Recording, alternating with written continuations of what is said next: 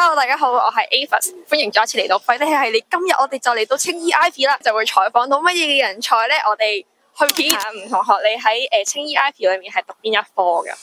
電機工程係 High Diploma 嚟嘅，係就係你當初揀呢一科嘅時候，有冇啲咩人或事影響到你去揀呢一科？之前返過一年電機嗰啲工咁樣咯，所以就有少少興趣想揀類似嘅科目。係啊，唔係最主要其實都冇嘢揀，就係覺得好似 OK 喎，之後就揀咗啦。係啊，然之後成績又夠喎，咁就揀咗啦。嗯，你哋即係目前係讀緊邊一科啊？阿文同阿 Max 讀緊入邊YCI 嘅 sport 咯，即係讀體育嗰啲。讀體哦，青衣 Ivy 啊，讀體育有 Youth College 就入面有得讀 sport 咁樣嘅，係啦，就喺呢度嘅啫。跟住括弧有 sport 咯，即係佢有分兩科嘅，一係 sport，一係就係 engine。當初有冇啲咩人或者事令到你哋去揀咗呢一科？我開頭喺學校就讀得唔係幾好，所以就諗住上網揾下睇咩其他去讀啦。咁咁啱我阿媽又揾到呢度，咁啊問我，咦其實有冇興趣讀體育啊？跟住我話，咦其實都 OK 喎。咁你諗住睇下啲資料，跟住最尾就嚟咗 interview 咯。舊中學嘅運動氛圍就唔係唔好，同埋好似冇咩球隊，即係可能就手球啊、跳高啊、田徑之類啲都冇。而當然有要求過嘅，但係學校都係話會幫我哋處理，會幫我哋開發嘅。但係咧就最後都係冇一回事咁樣。咁但因為點講咧？有種感覺好似為運動而生咁樣，就覺得每日返學又好似追逐唔到自己嘅夢想或者興趣咁樣，就想轉過嚟讀咁樣啦。停一停，同大家科普一下，究竟乜嘢係 YC Youth College 青年學院？雖然今個主題係拍 Ivy， 咁但係喺 Ivy 裏面揾到 YC 嘅人咧，都係好值得去聽下佢哋嘅心聲。其實 VTC 裏面咧係有14個機構成員嘅，咁 YC 咧就係其中一個啦。咁兩位同學讀緊嘅科咧就係職專國際文憑運動嘅，咁其實咧就要讀3年嘅一個全日制嘅學制嚟嘅。咁其實佢開辦嘅院校咧就係啱啱所講嘅 YC， 而主要上課嘅地點咧就係青衣 Ivy， 所以我先至會喺青衣 Ivy 度見到兩位同學。咁入學嘅條件咧就係你要完成中三或者有同等嘅學歷啦。咁其實呢一樣職專國際文憑亦都係我哋以前統稱嘅中專。可能有啲人就會喺呢一刻覺得吓，咁讀完之後，咁我會唔識中學要識嘅嘢㗎？只不過你嘅 X 科咧就會變咗係一個專長，就係運動啦。所有你見到運動嘅單元咧都係幾專業嘅。咁中專嘅課程有利亦都有弊啦。好處就係你可以早一步去實現你嘅夢想，早一步去為你嘅未來作出打算，早一步去了解清楚你未來嘅職業生涯。做一步去擴建你嘅人物，咁壞處就係其實3年係好長嘅，佢同一個高中嘅學制係一模一樣嘅時間。咁如果呢一科唔係你自己嘅興趣啊，萬一你揀錯科啊，或者諗住你淨係諗住逃避中學，求其去揀一科嘅話，咁你就其實同中學一樣，都係要讀同一樣嘅嘢，仲要係讀埋你唔中意嘅嘢嘅話咧，咁你可能只會係同中學一樣，都係會讀得唔好咯，同埋會讀得唔開心咯。咁因為我自己都有接觸過髮型設計嘅一啲同學仔啦，咁其實佢哋咧係有兩方面，一方面就係本身自己對髮型設計係冇乜興趣，諗住求其揾科入嘅，咁佢其實讀書咧係同中學嘅時候係冇乜分別嘅，都係唔中意嘅。咁但係有啲人咧係本身佢真係好中意呢個興趣嘅時候，反而咧佢會喺讀書嘅期間建立咗人脈，然之後識咗好多唔同嘅老師。Kelvin， 我想問下你喺呢個青衣 Ivy 你讀邊一科咧？機械工程啊。冇啲咩人或者事係令到你有呢個影響想讀呢一科？冇啊，為興趣嘅其實。叫做 Connie，哇！我真係覺得見到你係一件好神奇嘅事情。係咯，我都作為你個 fans，估唔到會喺學校出邊撞到你。之後佢嗰時仲要係問我 IG， 問我係咪嗰個人咯。係咯。我都喺度糾結咗好耐啦，會唔會認出人哋咩？但係睇極都好似樣啊，咁啊打出去。即係佢係幫我問我係咪，我話唔係，點知佢對過嚟就同我講啊係，我係佢。好啦，咁咧好，我就想問返回轉題啦。咁我就想問下咧，你喺青衣 Ivy 係讀邊一科嘅咧？土木工程高級文憑。人或者事影響到你去揀呢一科？因因為我之前讀咗嗰個都係建築業相關嘅科目嚟嘅，不過我嗰陣時又唔中意嗰科喎，咁啊突然間咧讀下嗰科，發覺自己好中意計嗰啲結構數，咁咪走咗過嚟呢度讀啦。你讀電機工程啊，你覺得呢一科裡面對於你嚟講最大嘅得着係？冇咩得着，識下 friend 咯。我仲想問下，就係你讀呢一科會唔會覺得有好大嘅困難？即係例如可能好多專業名詞啊，又或者裡面嘅嘢好難吸收，又或者係可能有實習嘅時候會好難咁樣。會啊，就係聽唔明啦，就係。因為都係用英文上堂。係啊。咁你依家係 Year One 定係 Year Two？Year One。哦，咁你會唔會可能好即係有好衝勁對 Year Two 可能會有機會實習咁樣？冇咩。你哋喺呢個學科裏面有冇話可能會遇到啲好大得着，即係有啲嘢係可以幫到你？呢個課程入面咧，即係可能我哋普通我哋諗讀體育，可能就係普通籃球啊、游水、跑步、田徑之類呢啲嘢啦。但係入到嚟就佢就係其實係大嘅話，可能係講到全香港或者全世界嘅運動發展啦。但係可能細講到一個運動員嘅道德啦，一個運動員嘅心態都有嘅，所以好大得着嘅。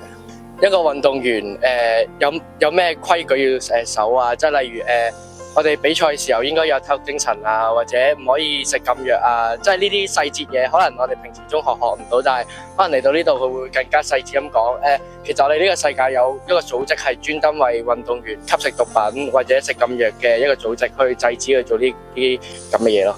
睇得出兩位對於呢一科都好有熱誠啊！即係喺運動裏面嘅 sportsmanship 同 regulation 都係需要去學習。係。咁有冇話可能你讀呢一科嘅時候會有啲咩困難係遇到？因為其實自己普通個底都唔好嘅 interview 咧，都係掹車邊叫做入到去嘅啫，但係入到去就主要最困難嘅可能就係英文方面啦，因為入到去好大部分咧，可能除咗中文之外，其他嘢咧都係用英文上堂嘅。雖然有時候老師會體諒你未必咁好英文，但係就好多 assignment 啊，或者開始啲功課啊，上堂嘅一啲對答啊，都要用到英文，所以就會係呢個比較苦惱嘅點嚟嘅呢個。我開頭入嚟都係以為可以有啲用中文讀啦，但係入到嚟發現其實大部分都用英文讀啦。但係呢度啲老師都好好嘅，即係可能上堂嘅時候你唔明，佢會再專登私底下再揾你補課啊，即係可能教下你點做啊。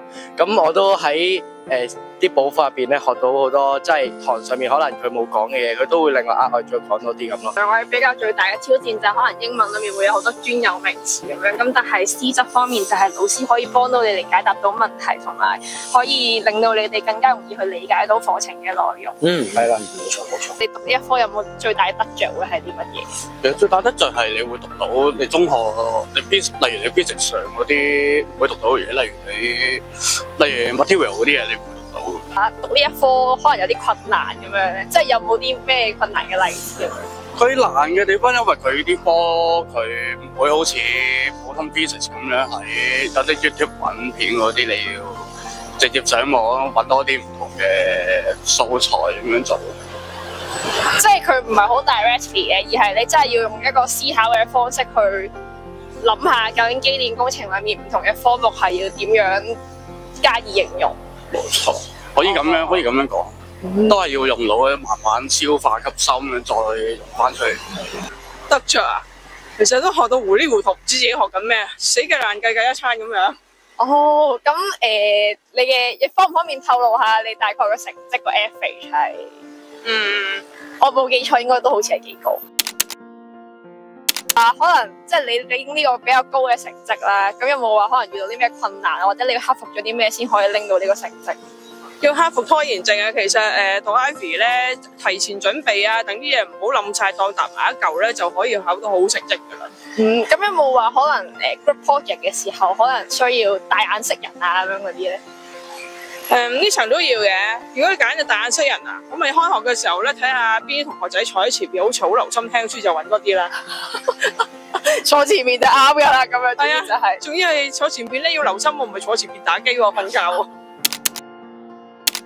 咁如果即係有啲形容詞可以形容到你而家日常嘅學習狀態，你會係揀咩形容詞？即係例如好無奈、好開心，又或者係好痛苦咁樣咧？好痛苦啊，應該係。因為要背生字，定係好迷茫？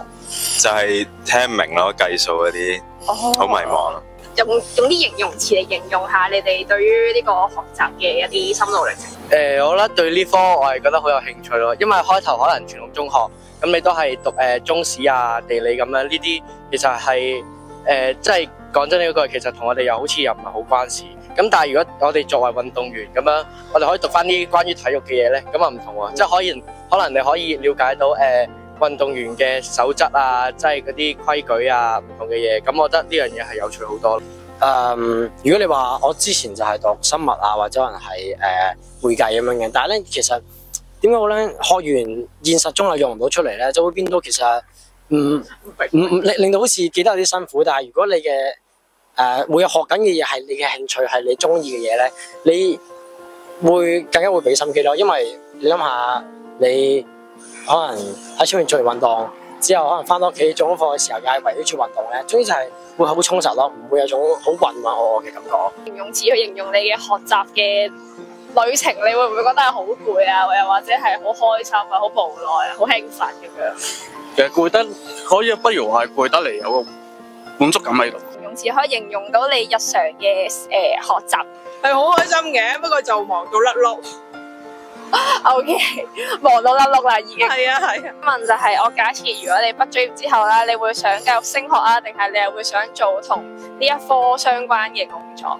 我應該會直接揀工作。如果真係你日後畢咗業，你會唔會想做翻相關嘅工作，定係諗住升學先？你會？首先會做2至3年嘢，儲下經驗，睇下呢個行業嘅工作環境係點啦。咁然後儲夠一嚿錢咧，先至再升學。好成熟啊！你呢個諗法。係啊係啊。咁但係如果升學嘅話，你係諗住讀degree 啊，定係 master 啊，定係high 啲一定係上 degree 先㗎啦。如果我假設可能有啲學弟或者學妹將來想讀呢一科，有冇啲咩忠告或者有冇啲咩 advice 想俾佢哋？係想讀嘅就建議你俾多啲心機喺度讀啦，因為都唔係簡單嘅呢科嘢。有冇話係因為可能太多專業名詞或者係太多數學上面嘅嘢要處理？數學就唔麻煩，最麻煩你物理上你嗰啲物料嗰啲你好難記，你要死背爛背你先至做到啲嘢。如果假設可能有師弟妹想入呢一科，你有冇啲咩 advice 或者有冇啲咩忠告可以俾到佢哋咧？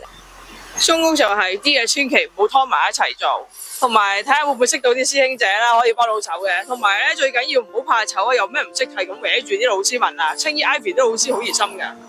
其實我覺得應該係咪 Ivy 嘅老師都係會比較熱心嘅？睇分校啦，間間唔同。冇咩忠告，因為我覺得嚟咗呢度咧，係使一個人自由咗好多啦，亦都俾咗好多機會啊！即係我哋咧，幾乎係每一個月啦，最少起碼都有1至2次嘅一啲點樣參觀一啲運動會啊，或者體育館啊之類啲地方去，例如去YMCA 啊、元朗體育會啊，即係了解個組織咯，深入咁。咁去到嗰度咧，嗰啲會嘅主席都會出嚟同我哋講解下，即係例如呢個會啊，究竟係點樣嚟啊？